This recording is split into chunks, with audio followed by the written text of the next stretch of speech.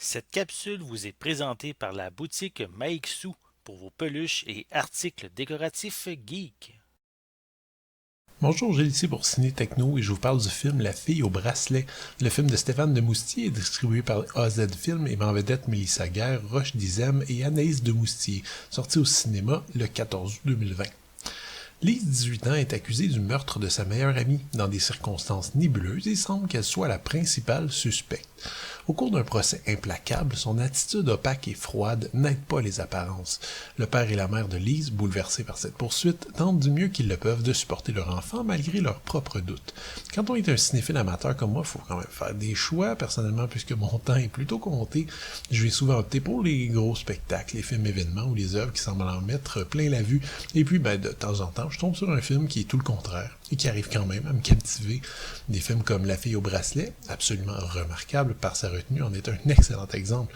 Pour ceux qui vont trouver l'histoire peut-être familière, La fille au bracelet est une adaptation d'Accusada, un thriller argentin de 2018 qui était autrement quand même plus mélodramatique. Le film qu'en tire Stéphane Demoustier en est aux antipodes dans sa mise en scène neutre, carrée, précise. La caméra met en valeur les interprètes, mais ne les juge pas, ne cherche jamais à mettre de l'avant une émotion. Bref, il cherche pas à manipuler l'émotion du spectateur. J'ai été forcément un peu désarçonné au début par cette démarche qui s'impose dès le générique, froid, clinique, mais qui m'a fait un petit peu penser à l'ouverture de Blue Velvet dans son esprit.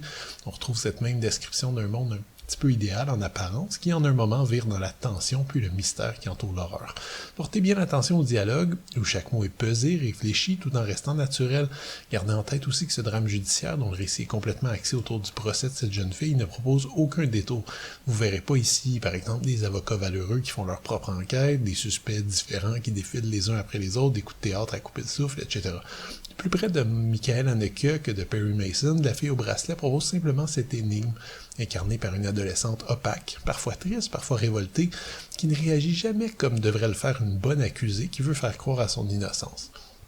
En fait, derrière cette figure jeune, j'ai décelé une certaine réflexion sur la déchirure qui s'opère entre un parent et son enfant lors de l'adolescence.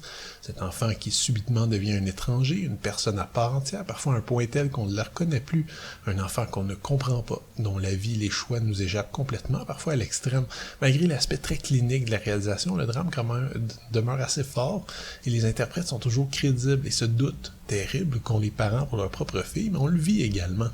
La fameuse jeune fille au bracelet est interprétée ici par Mélissa Guerre, qui quand ici son premier rôle au cinéma, elle crève l'écran.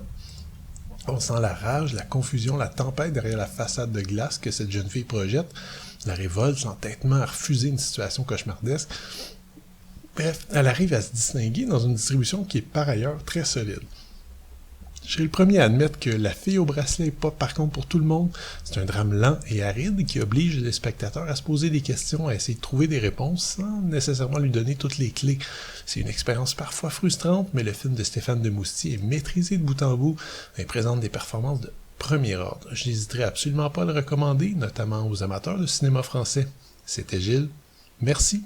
Bon visionnement.